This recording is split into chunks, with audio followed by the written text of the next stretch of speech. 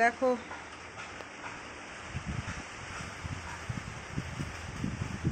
অবশেষে আমাদের রায়গঞ্জেও বৃষ্টি হলো।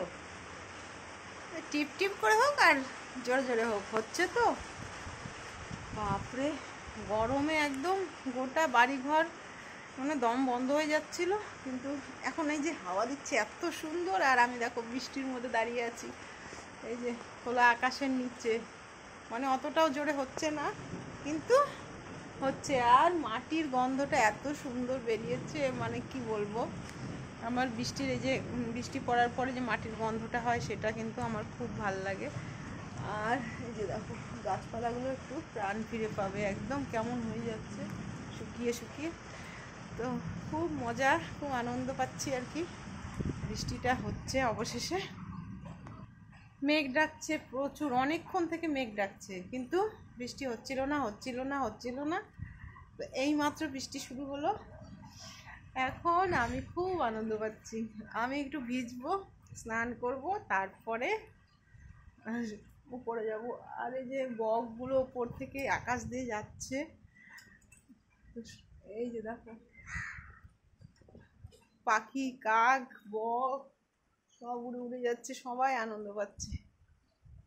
সবারই বৃষ্টির দরকার ছিল, তো খুব সুন্দর লাগছে। এই দেখো টিপ টিপ করে পড়ছে, শুধু এই যে গাগুলো একটু একটু ভিজেছে, আর বোঝা যাচ্ছে না অতটা। তো খুব আনন্দ লাগছে, একটু হাওয়াতে একদম গা ঠান্ডা হয়ে যাচ্ছে।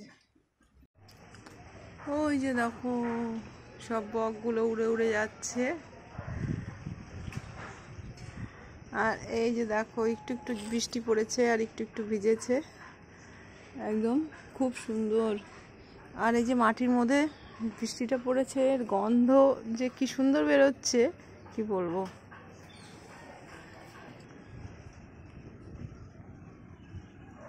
আকাশটা মেঘলা হয়ে আছে, মনে হচ্ছে বৃষ্টি হবে। আর মেঘের ডাক দেখো।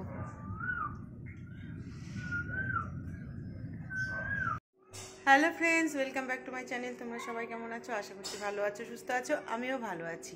তো সকাল সকাল আবার একটা ভিডিও শুরু করে দিলাম। আর কালকে বৃষ্টি দেখলে তো কি অবস্থা, একদমই হয়নি। তোমাদের সঙ্গে যেটুকু শেয়ার করেছিলাম ওইটুকু সময়ই হয়েছে, তারপরে কিন্তু একদম আবার আগের মতো গরম। তো খুবই অবস্থা খারাপ আমাদের রায়গঞ্জে, একদমই বৃষ্টি হচ্ছে না। আর ওয়েদারটা এতই গরম, তো সকাল সকাল সব কাজ করে না নিলে কিন্তু একদমই মানে সময় পাওয়া যাবে না পরে আর কি। গরমে ভালোই লাগে না, আর সেন্টার থেকে আসার পরে তো একদম কিছু করতেই ইচ্ছে করে না।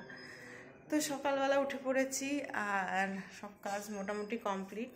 কোয়েল গেছে পড়তে, আর এখন আমি ভাবলাম তোমাদের ভিডিওটা স্টার্ট করি, কারণ কালকে যে ভিডিওটা করেছিলাম সেটা ছাড়া হয়নি, সেটা ছাড়বো। আর আমার ফোনের এমন অবস্থা, মানে একবার করার পরে ভিডিও আবার করে যে করব, তো জায়গায় থাকে না, সেই জন্য করতে পারছি না। তো অনেক রকম সমস্যার জন্য ভিডিও করতে নিয়ে আবার করতে পারছি না। তো সকালে কোয়েল পড়তে চলে গেল, আর উঠেছি তো অনেক সকালে। সকালে মানে কাজগুলো সকালে যদি করি না তাহলে বেশ ভালো লাগে, কারণ একটু ঠান্ডা ঠান্ডা ওয়েদার থাকে। কিন্তু সকালে প্রচুর ঘুম পায়, কিন্তু তবু কাজের টেনশনে ঘুম টুম কিছুই হয় না। মনে হয় কখন উঠবো, কখন কাজগুলো সারবো, মানে যত লেট করব আমাকেই তো করতে হবে। তো সেই জন্য যত লেট করব সবই মানে কাজগুলো থেমে থাকবে, আর সেগুলো দুপুরের দিকে করতে একদমই ভালো লাগে না। একদম ঘেমে অস্থির হয়ে যাই, ক্লান্ত হয়ে যাই, তবু ওর মধ্যেই করি।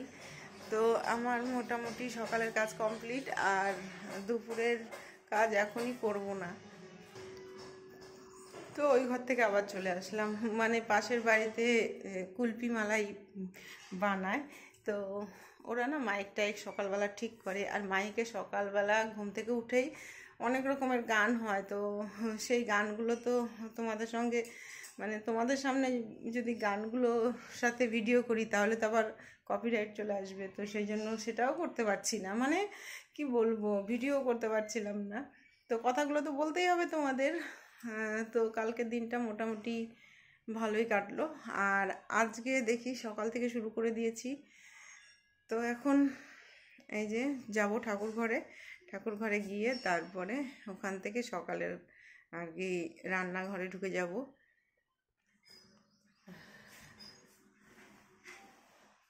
এই যে দেখো আমাদের এই যে পাশের বাড়িতে এত সুন্দর গাছ হয়েছে, লাউ গাছ এত সুন্দর হয়েছে, লাউ গাছ ভর্তি হয়ে গেছে, মাটিতে হয়েছে তো সেই জন্য আর কি খুব সুন্দর হয়েছে লাউ গাছটা। তো আমি তো জানালা খুললেই দেখি সবুজ, মানে আমার তো বেশি ভালো লাগে। তো এই যে দেখো এইখান থেকে হয়ে হয়ে একদম এই যে চালে উঠে গেছে, আর সব কিন্তু লাউয়ের ফুল ধরেছে, লাউ ধরবে। তো আমি এখন গাছে জল দিচ্ছিলাম, তো দিতে দিতে তোমাদের সঙ্গে ভাবলাম একটু গল্প করে নিই। গাছগুলো তো সার দেওয়া হয় না, আমি তো সার ছাড়াই করি, শুধু খোল জল দিই, হঠাৎ মাসে একদিন দিই কিনা।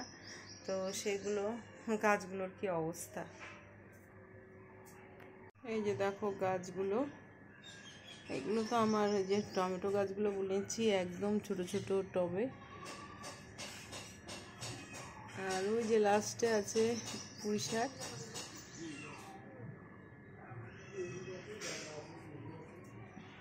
একটা টমেটো গাছ দেখো কতটা বড় হয়েছে, ওই যে দেখো, কিন্তু এখনো টমেটো ধরেনি।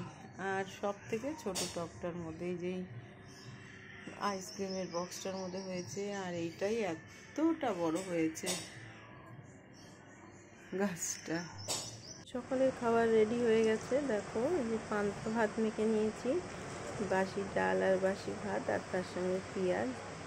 তো বন্ধুরা এখন দুপুরবেলা, আর সেন্টার মেন্টার করে আসলাম, সকালের কাজকর্ম তো হয়েই গেছে, আর এখন দুপুরবেলা হয়ে গেছে, দুপুরে কোনো রান্নাবান্না হয়নি আজকে। তো ভাবছিলাম সকালে করব, সকালে হয়নি, এখন রান্না করতে যাব। তো দেখো কি কি রান্না করব আজকে, দেখো কি রান্না করব। এই যে দেখো এখানটায় চিকেন, এটা ম্যারিনেট করে রেখেছি মশলা দিয়ে, অল্পই চিকেন ছিল তো সেটাই রান্না করব। আর এখানটায় আছে দেখো এই যে মাছের তেল। তো এই যে এখানটায় পেঁয়াজ রসুন, গোটা রসুন, আলু সব কেটে রেখেছি, এখানটায় এই যে কাঁচা পেঁয়াজ লেবু কেটে রেখেছি। আর এইখানটায় দেখো মাছের তেল দিয়ে যে তরকারি করব, সব সবজি কেটে নিয়েছি। তো কাটা কমপ্লিট, এখন শুধু রান্না করব। সেন্টার থেকে এসে বসে বসে আগে কেটে নিলাম আর কি, তো কারণ একটু হাওয়া না খেলে না হয় না, তো ফ্যানের হাওয়া খেলাম আর সবজিগুলো কেটে নিলাম। এখন ধীরে সুস্থে রান্না করব, তো দেখতে থাকো, পাশে থাকো। তো দেখো আমি রান্না বসিয়ে দিয়েছি, এই যে এখানটায় আলু রসুনগুলো ভেজে নিচ্ছি, আর একদিকে আমি তরকারিটা বসিয়ে দিয়েছি। তো যেহেতু আমার সব কিছু রেডি ছিল সেই জন্য আমি একেবারে দুটো কড়াইয়ে বসিয়ে দিয়েছি। আর এখানটায় দেখো এই যে মাংসের মশলাটাও কষিয়ে নিচ্ছি, আর তরকারিটাও অনেকটাই হয়ে গেছে, তো বেশিক্ষণ লাগবে না রান্না করতে।